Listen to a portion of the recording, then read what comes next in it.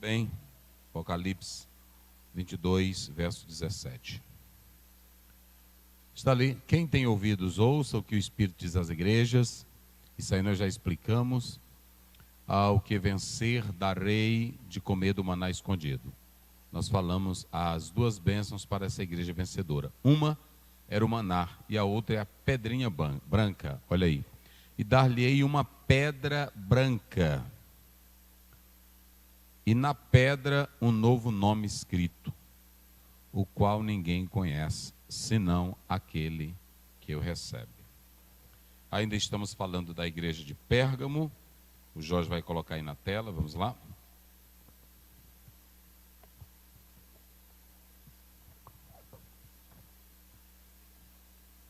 São os apontamentos que nós escrevemos. Vamos lá. Coloca aí os pontos.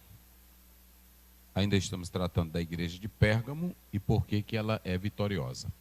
A primeira coisa que nós vamos falar é sobre o aspecto histórico dessa pedra branca.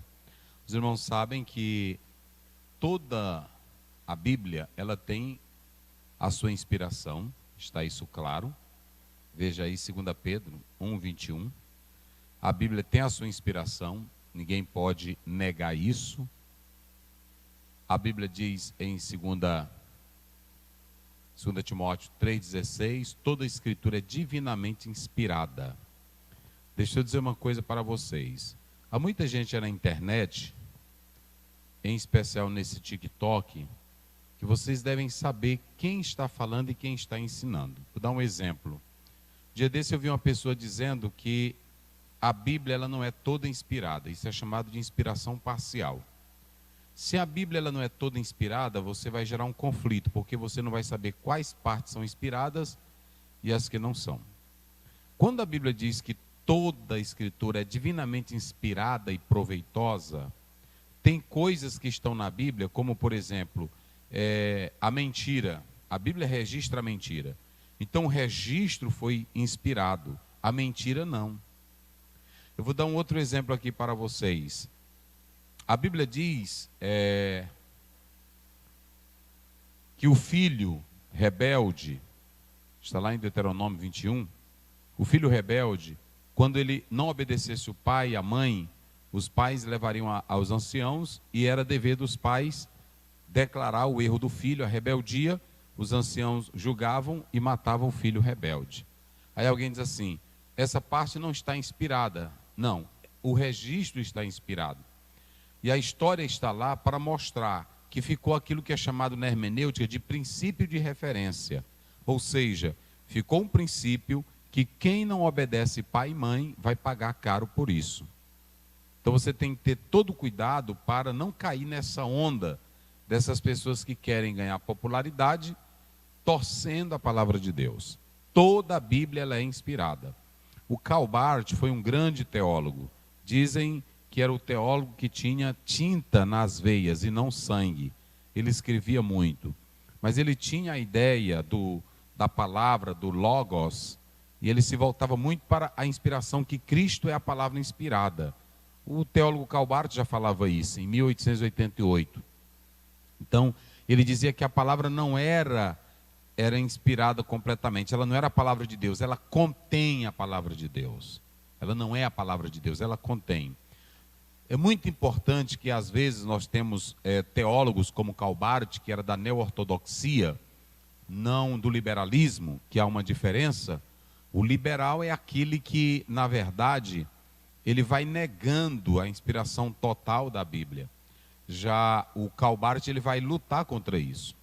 Mas tinha alguns pontos que não são favoráveis a nós na teologia dele. Então você deve ter todo cuidado com esses ensinos. A Bíblia, quando você vai para 2 Timóteo, diz toda ela é inspirada. Ela toda é inspirada. Agora eu tenho que saber que ficou o princípio de referência. Eu tenho o Velho Testamento que estava em progressão e o Novo Testamento é o fechamento completo da promessa.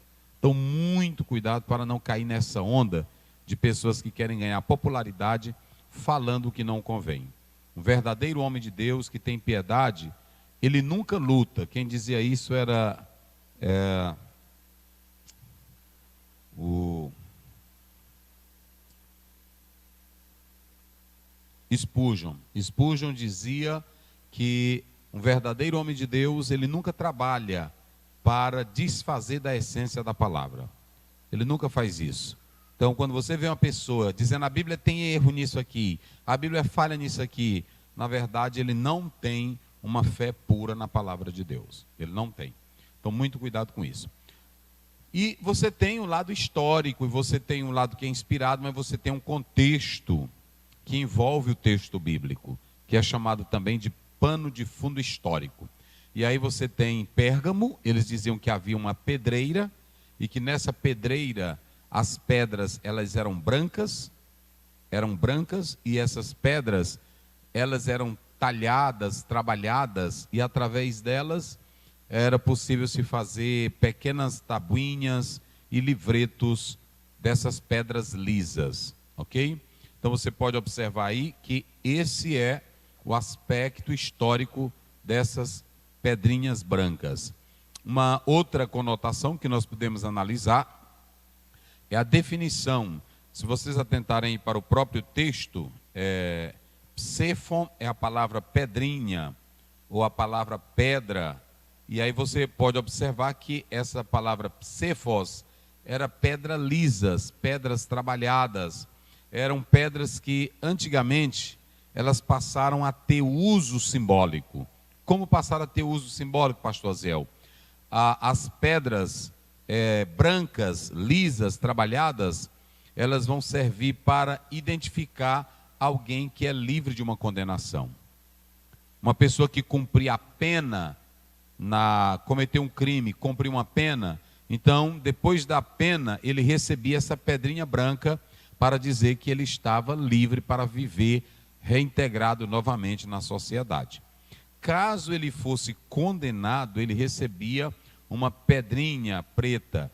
Muito cuidado também com isso, irmãos, das pessoas usarem questões que a Bíblia fala, cor branca, cor negra, para dizer que ela está com preconceito, com racismo. Nada disso. Isso é conversa para boi dormir de gente que não tem o que fazer.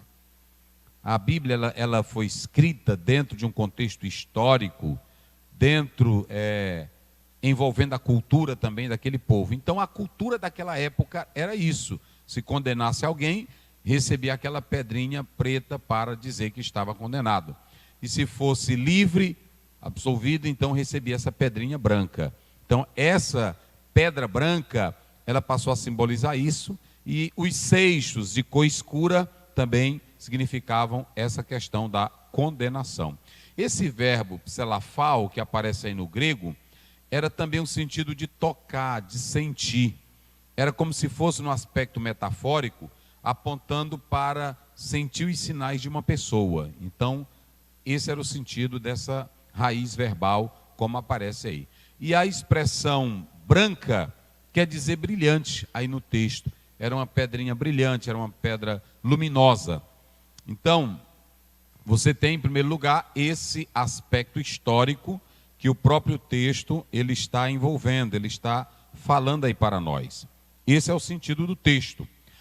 Aí você tem essa definição de pedra, como já demos, e Charles vai fazer 5 concepções sobre a pedrinha branca. Os teólogos eles se dedicam a estudar e analisar o pano de fundo histórico, e nesse pano de fundo histórico vieram 5 concepções sobre essa pedrinha branca. Como nós já falamos, era uma pedrinha normal, mas que passou a ter sentidos figurados, simbólicos, metafóricos naquela época.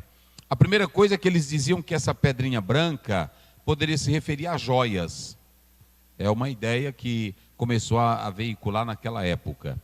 Também dizem que essa pedrinha branca ela poderia se referir a uma daquelas pedras que eram colocadas no peitoral do sumo sacerdote. As 12 pedras representando as tribos de Israel. É uma concepção. Outros dizem que essa palavra pedrinha branca, no seu aspecto figurativo, ela representava a fidelidade ou a paz, por causa da sua cor, conforme eles colocam dentro dessa perspectiva histórica, como nós estamos pontuando aqui para os irmãos. eles diziam que, além desse sentido, poderia também se falar dessa pedra de absolvição, que a pessoa que era liberta recebia essa pedra que tinha o nome dele e que, na verdade, ele estava isento de qualquer condenação, já tinha cumprido a sua pena.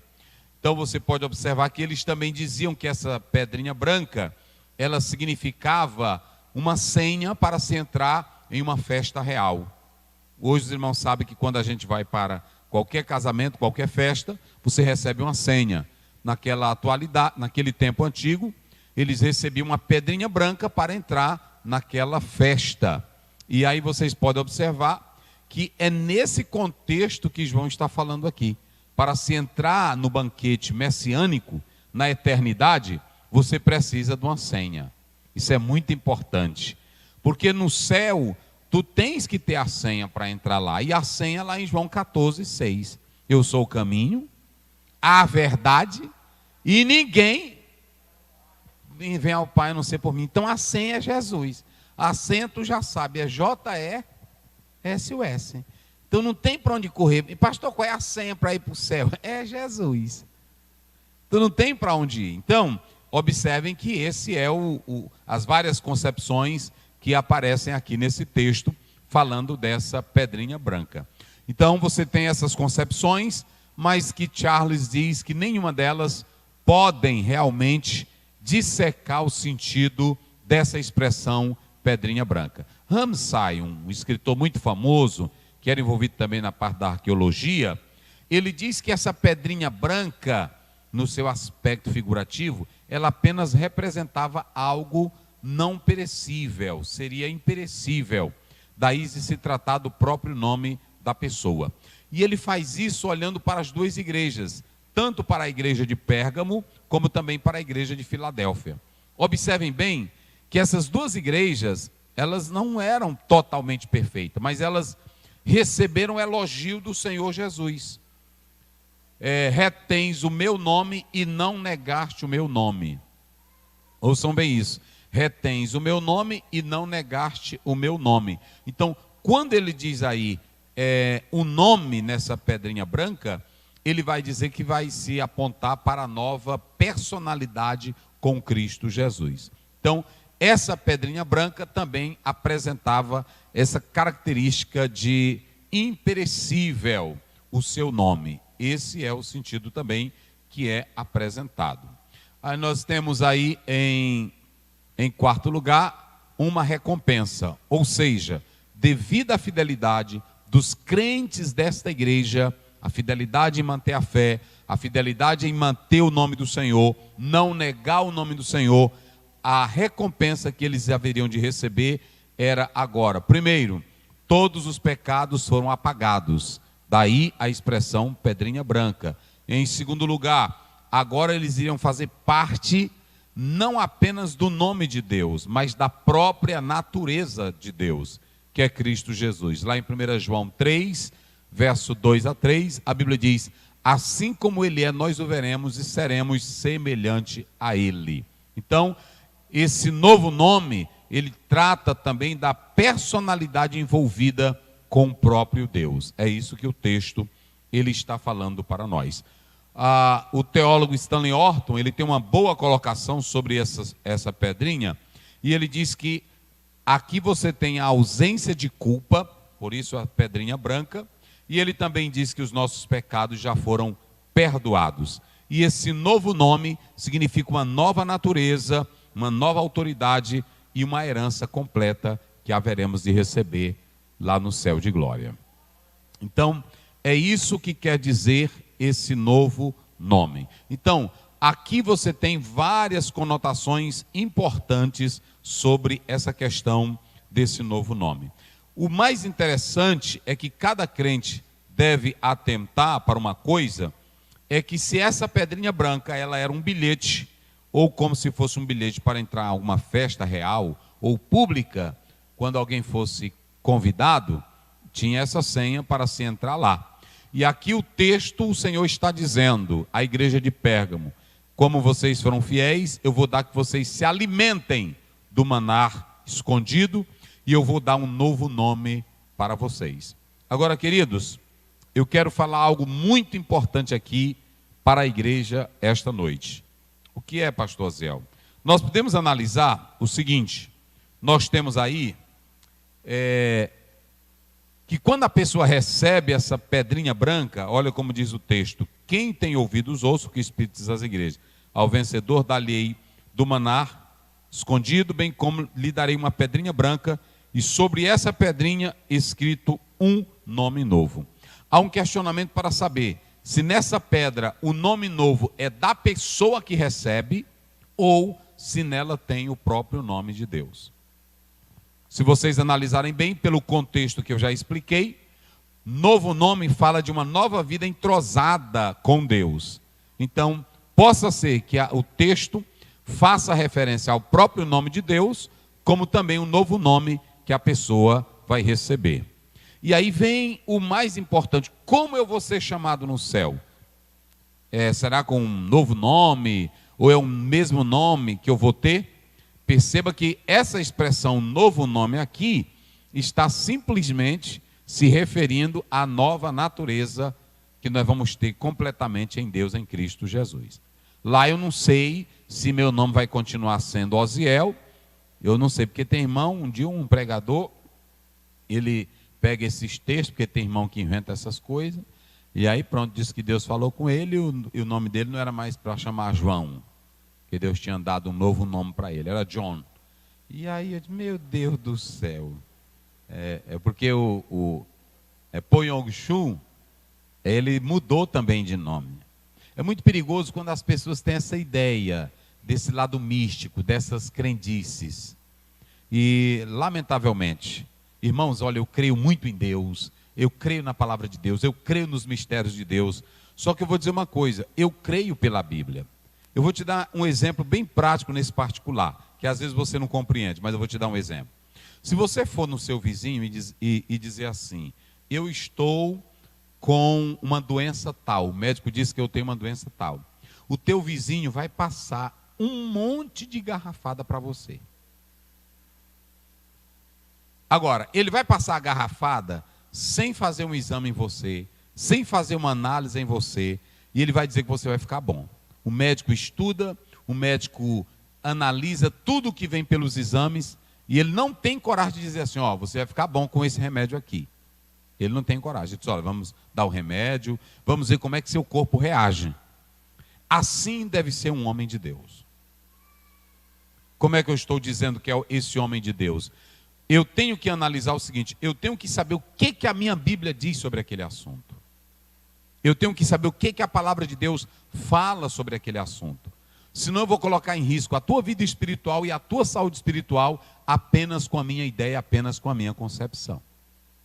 E o lamentável é que tem homens que se dizem homens de Deus, homens de mente abalizadas, mas eles começam a dizer bobagens que não tem nada a ver com a palavra do Senhor. Então, muito cuidado para você não ir a esse extremo. Uma das coisas que a gente aprende dentro da própria concepção hermenêutica é que aquilo que é literal é literal. E aí tem alguém que diz assim: isso aqui é um eufemismo na Bíblia. Não, senhores. Quando é eufemismo, você sabe a tonalidade de quando é eufemismo e quando não é. A regra, tanto no original, mostra isso. Então eu preciso entender essas colocações. Coloca aí na tela, Jorge. Atos 20, verso 30, só para os irmãos terem uma ideia. Vamos lá. Como é que diz aí? Leia aí. Atos 20, verso 30. E que de entre vós mesmos... Olha aí, é de dentro da igreja... se levantarão homens que falarão coisas perversas para atraírem os discípulos após si. Está vendo aí? Homens que dirão o quê? Coisas perversas. Aí é o 30, não é isso? Que dirão coisas pervertidas. Ok? Se vocês analisarem, coisas que entortam, coisas que desviam. Isso é loucura. Como é que uma pessoa pega um texto bíblico e força ele a dizer aquilo que ele não está dizendo? Coloca aí Atos 13, verso 8, só para os irmãos terem uma ideia. Isso é defraudar, é isso. Como é que diz? Mas resistia-lhes Elimas, o encantador, porque assim se interpreta o seu nome, procurando apartar da fé o procônsul. Pronto. É isso aí que acontece com alguém que não tem a essência da palavra. Ele pode dizer coisas absurdas para desviar, entortar as pessoas da fé. Então, muito cuidado com essas pessoas que querem se apresentar como doutor de Bíblia, doutor de hermenêutica, que se não tiver a piedade em Cristo, eles vão cair nesse extremo. Então, aqui você pode observar que a minha Bíblia diz assim: e aquele que for receber a pedrinha nova, vai receber um novo nome. Pelo texto, não está se tratando de um novo nome que você vai ter no céu. É um aspecto figurado que está tratando da sua nova vida em Cristo, da sua nova natureza com Ele. Então, se lá no céu ele vai me chamar de Osiel, vai te chamar de Pedro, vai te chamar de William, vai te chamar, eu não sei. Eu só sei que o nosso Deus Todo-Poderoso, Ele faz isso. Quando você vai para a Bíblia, você pode entender que Jesus recebeu o nome de Jesus no sentido humano, né? Alguns, novamente, volto a dizer, alguns que dizem que o nome de Jesus não existe, porque o nome é Yeshua, Yeshua HaMashiach. Tem muitos que até gostam disso, né? Yeshua HaMashiach. Jesus, no grego, Jesus é a palavra, só que não tem J no grego, né? Não tem J, então é Jesus.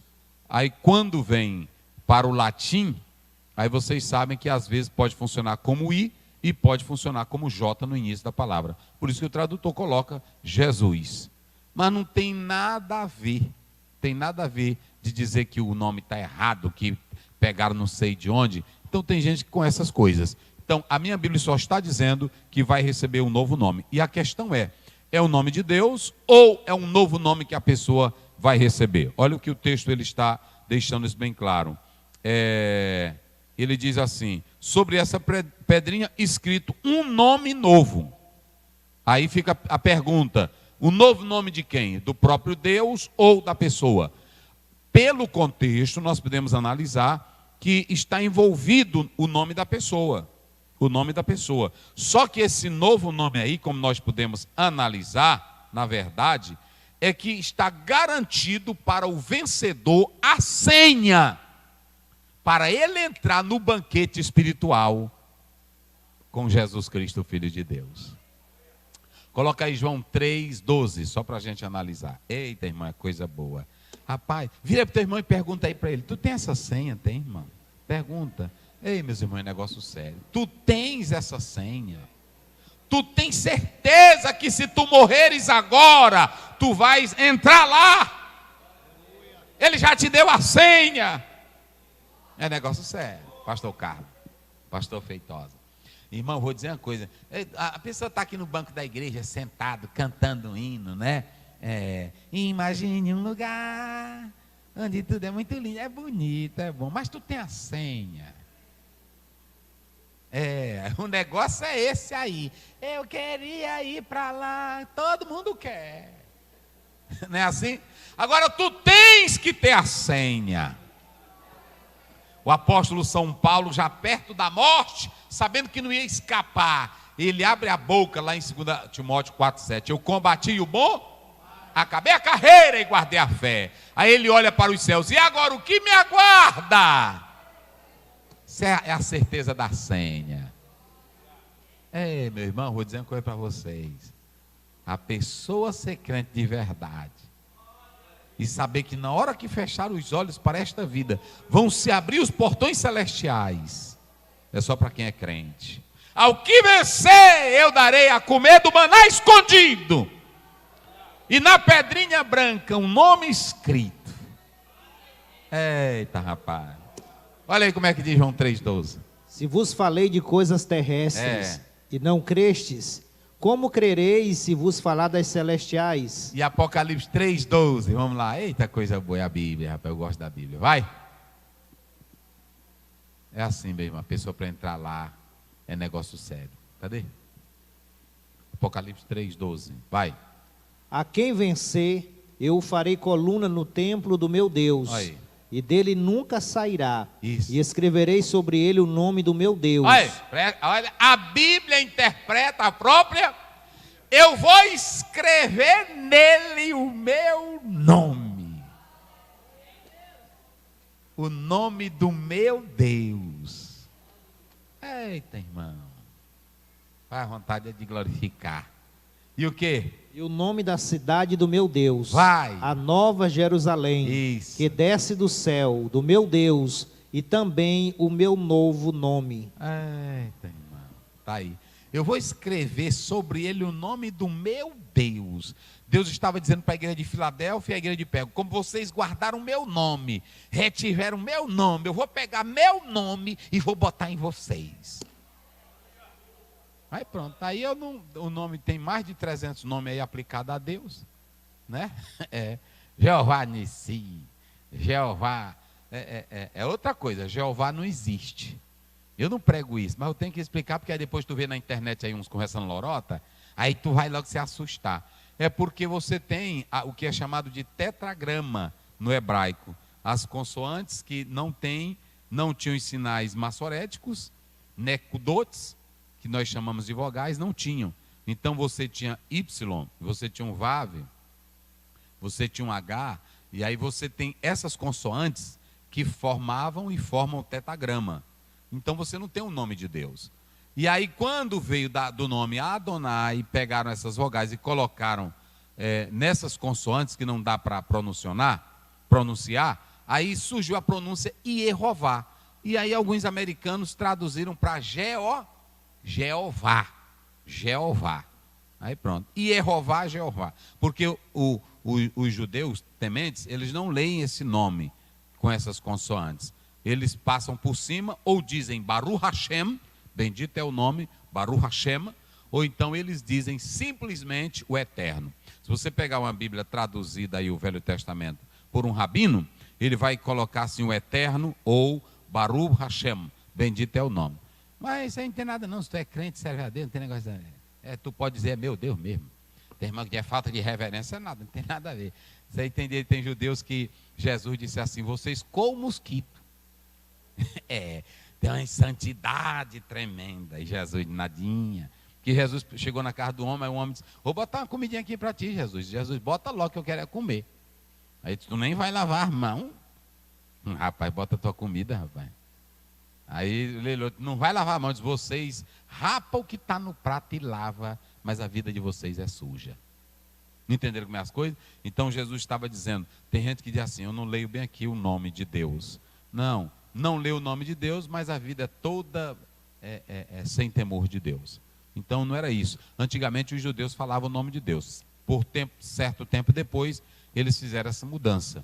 E aí alguns começaram a dizer que tinha um mistério do nome de Deus, o segredo do nome de Deus, e aí pronto, e começaram a entrar por outro caminho. Então não é isso que nós ensinamos. Esse nome de Deus é o novo nome que você vai receber, na verdade, que pode ser o próprio nome de Deus, a sua nova vida em Cristo Jesus.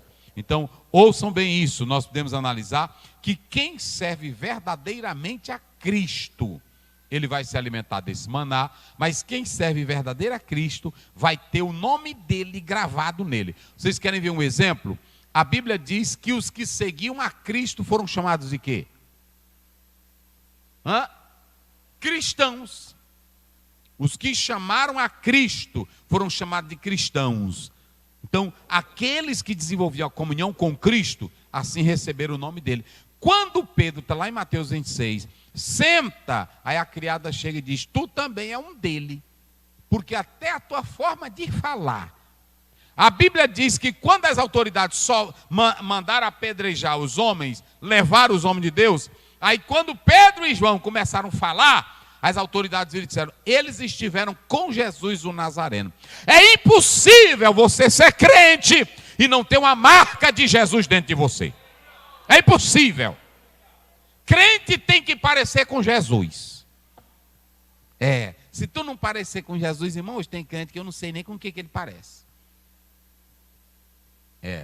Aí assim é um negócio velho feio. Um dia desse, uma irmã botou para mim, eu vi, quando aquele Michael Jackson morreu, aí toda hora passava os vídeos. Aí ele passa um vídeo dele, cantando uma música, o pessoal saindo do inferno. Pronto, é assim as coisas do mundo, é assim mesmo. Tudo que é do mundo é imitando essas coisas. crente, irmão, tudo que é de crente imita Jesus. Quando você vê um crente na igreja ainda querendo imitar o povo do mundo, o evangelho não entrou nele. Vou logo te dizer aqui. Porque, irmão, eu não tenho desejo de imitar o mundo, mas é em nada. E eu não tenho desejo de imitar o mundo, mas é em nada. Você vê um cantor mundano, ele se droga, ele bebe, ele diz as maiores imoralidades. Aí tem irmão crente, até cantor crente, que quer imitar o mundo. Você entender? Ou seja, o mundo tem a influência dentro dele. É sinal de que ainda Jesus não entrou. Porque quando Jesus entra, está lá em Lucas 19. Zaqueu disse, se eu tiver, eu quero largar tudo. Porque agora eu quero é Jesus. Aí Jesus disse assim, hoje veio salvação a esta casa. Quando Deus entra, meu irmão, tu arranca tudo, É desse jeito. Agora, quando o evangelho não entra, aí tu fica um negócio, é no mundo, é toda hora namorando, e é dizendo, é uma fraqueza, pastor, é meu lado, eu tenho que me consultar com um psicólogo. Tu tem que ser crente lá, largar de ser vergonhice.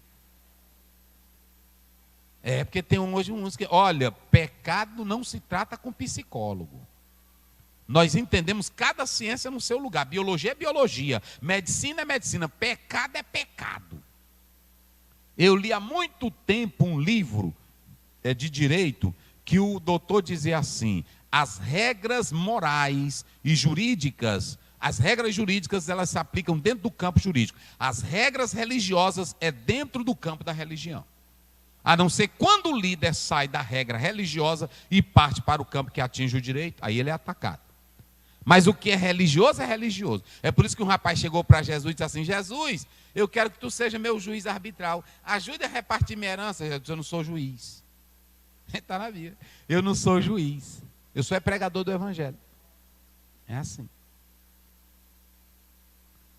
Pronto, um tempo desse teve uma febre aí de juiz arbitral, que era para todo lado. E aí, pronto, eu cheguei num local, e aí uma pessoa chegou e disse para o irmão que estava comigo, na fila, o irmãozinho estava na fila, aí ele disse para o outro assim, ei, sai daí porque eu cheguei atrasado e eu tenho que votar.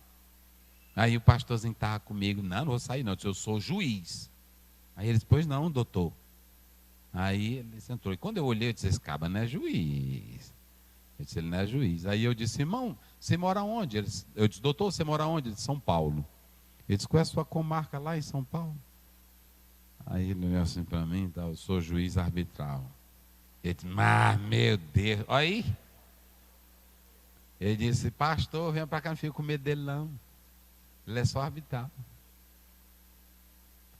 Aí tem gente que pensa que precisa fazer um curso para ser. Não. Aí tem gente assim, meu irmão. Não, eu não ando com isso.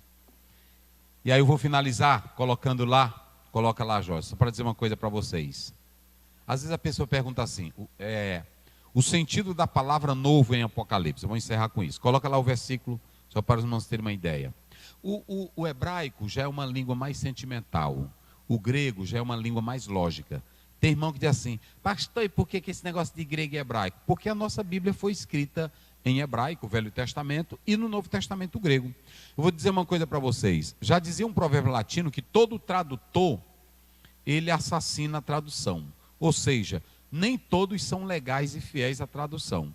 Por isso que se você for ler uma carta, se você souber ler francês, vai ler uma carta em francês, é melhor do que você ler a tradução.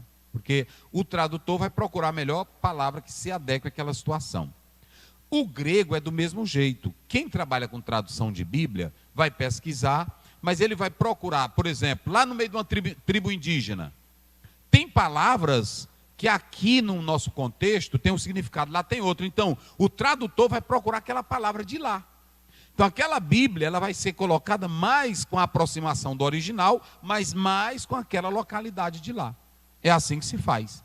Então, se você pegar o grego, que é uma língua mais lógica, tem várias palavras que ela é mais rica nisso, como na palavra amor. Vocês sabem disso muito bem. Só na palavra amor você tem 4 significados. E aí vamos analisar esse versículo final. Diz assim, receberá um novo nome. E aí quando você vai para o grego, você tem 2 palavras para o novo, para novo. Você tem kainós e tem neos. 2 palavras com sentidos diferentes. 2 palavras.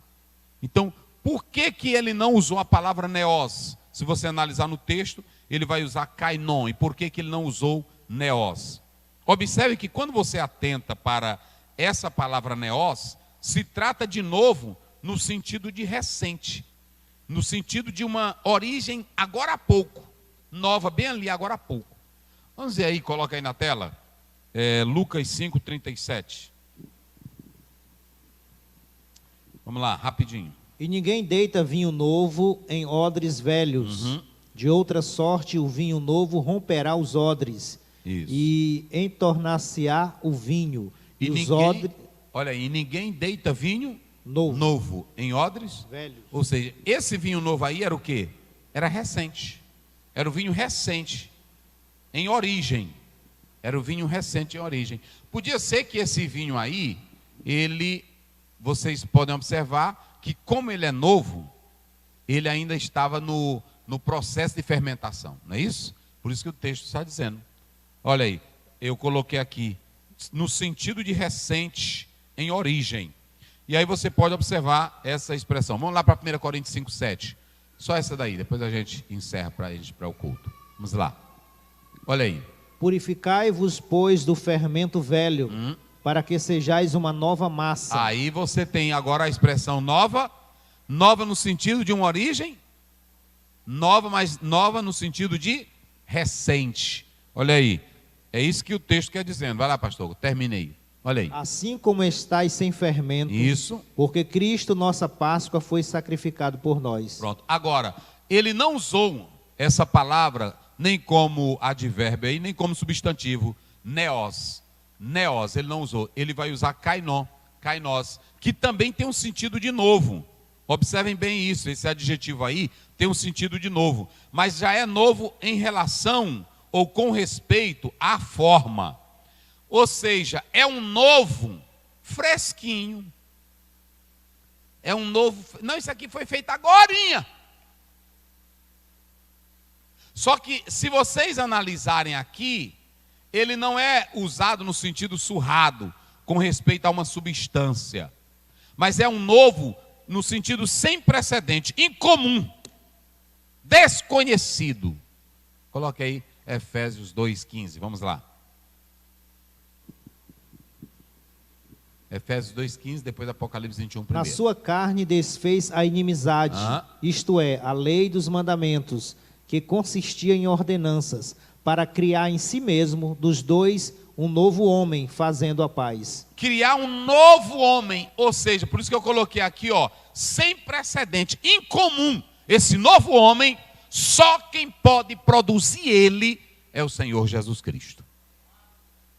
Faculdade não faz, ciência não faz, medicina não faz, só Jesus faz esse novo homem. Rapaz, é muito interessante. E aí, Apocalipse 21, e a gente fecha nisso aqui, vai lá. E vi um novo céu e uma nova terra, porque já o primeiro céu e a primeira terra passaram, e o mar já não existe. Pronto, então, por que ele usou kainon aqui no texto? Sabe por quê? É porque ele estava dizendo que no momento que você aceitou Jesus, o Espírito Santo coloca dentro de você a propriedade da eternidade, que vai te fazer fresquinho, novinho, até o dia que Jesus Cristo há de voltar. Ou seja, fresquinho, novinho, quer dizer claramente aqui que você, enquanto estiver aqui na terra, em Cristo, tu não perdes a alegria, tu não perdes a vida, tu não perdes o prazer. Porque dentro de você tem uma fonte que jorra. É por isso que eu não engulo essa história de crente. Eu estou sem avivamento. Não, ou tu não está crente, ou tu está desviado. Porque quando Jesus entra, ele coloca dentro de ti a fonte da vida eterna. Eita glória, que é a palavra. E a Bíblia diz, o evangelho é poder. E ele vai te levar até a perfeição, até o dia que Jesus Cristo há de aparecer. E nós seremos transformados. É assim, meu irmão. É muito interessante isso. Por isso que ele usou essa palavra kainon, nesse sentido aí, que é um incomum, é um desconhecido. Na verdade aí, é um novo com respeito à forma, é o fresco, é o recente, mas não surrado, entendeu? Aí você pode observar que ele coloca essa propriedade. Se o evangelho está dentro de você, irmão, da sua vida, você tem essa alegria completa. Aí lá no céu, o Senhor Jesus, ele vai te dar essa pedrinha branca, é a nova vida com ele, porque tu já está em paz, já tem os pecados perdoados. Quem tem pecado perdoado, pronto. Eles aí é porque não sabem. Meu pai era pastor em Buriti Bravo, e ele foi visitar uma senhora da igreja batista, uma velhona sincera, crente, que era até parenta dele. E ele soube que tinha essa mulher lá em Buriti Bravo, e ele foi visitar, só que ele pensava que ela era descrente, e era parenta dele. E quando chegou lá, ele foi falar de Jesus, ela disse: ô meu filho. Aí pronto, ela disse para ele: eu conheci seu pai, conheci toda a sua família da parte do seu pai. Aí ela disse: o que o senhor é aqui? Ele disse: eu sou pastor. Aí ela falou: amém, tá certo. De qual igreja? Assembleia. Aí ele disse: a senhora? Ela disse: ô meu filho, eu já sou serva de Deus, eu sou da igreja batista. Aí o pai disse: amém, tá certo, graças a Deus. Aí eles conversaram, aí o pai disse: vamos orar para a gente sair. Ela disse: antes de orar, eu vou cantar um hino. Aí eu aprendi, porque nem eu conhecia e nem meu pai conhecia. E ele aprendeu e cantava lá em casa, e eu ouvi ele cantar: uma pedrinha branca eu a receberei, o nome que tem nela ainda eu não sei, mas quando eu chegar lá que eu a receber, então meu novo nome eu hei de saber. Aí pronto, aí ele cantava isso e entrava, e eu ficava meditando, e ele disse que ela cantava com tanta vida. E aí, irmão, ser crente é bom, irmão. É porque hoje tem gente que fica só cantarolando, mas quem sabe o que é céu? Quando canta um negócio desse é diferente. É tipo você abrir a boca e cantar aquele hino. Bota um sol maior, deixa eu ver. Um sol maior. Você canta aquele hino. Meu Jesus, Ré maior, fica mais alto. Ré maior. Meu Jesus, tu és bom. Se tu cantar sem saber quem é Jesus, é só cantar. Agora peça para um crente que sabe que é Jesus e comunhão com ele. Meu Jesus, tu és bom, tu és tudo para mim. Foste morto, mas vives em mim. Tu mereces louvor, ó Cordeiro de Deus. Tu és tudo, sim, tudo para mim. Eu via meu pai, todas as vezes que ele se levantava para orar, aí eu escutava. Às vezes eu ia no banheiro, passava, e ele estava só batendo os lábios, eu ouvia a zoadinha da oração. Era assim. E aí, quando ele saía de manhã do quarto, ele já saía cantando esse hino. A alegria, a comunhão com Deus. Ei, irmão, se você mesmo for crente, o negócio hoje é que tem uma brincadeira, é uns pula-pula, é uns corre-corre. Aí pronto, mas quem tem crença na vida, tem prazer. Você vê nos lábios, você vê na fala, você vê na oração. É assim, na hora que você abre a boca, é desse jeito. Você sente Deus de perto. Sente Deus de perto. Eu conheço muitos aí, irmão, que na hora que a pessoa toca, você sente a graça de Deus. Agora hoje não, tem uma brincadeirinha velha. Um negócio, são uns tremelique. Pula-pula. Nadinha. Tem irmão aí que faz uma zoadana e não sente nadinha. Só zoada, a gente fica logo assim. Pronto, um dia eu estava aqui no culto, aqui no culto, ele deu um glória aqui. Eu disse: meu Deus do céu, mas para que um negócio desse? Não, crença, irmão, é outra coisa, comunhão com Deus é outra coisa. Mas quando você chegar lá, aí você vai receber esse novo nome que Deus vai colocar em você. É a nossa vida eterna com Deus. É a nossa comunhão. Nós vamos agora participar da ceia, mas antes nós queremos orar. Você que vai participar da ceia, venha. Você que deseja Cristo, você que deseja servir a Deus, venha, nós vamos orar por você. Nós agradecemos aos irmãos que nos acompanharam pela internet. Deus abençoe a todos, em nome de Jesus.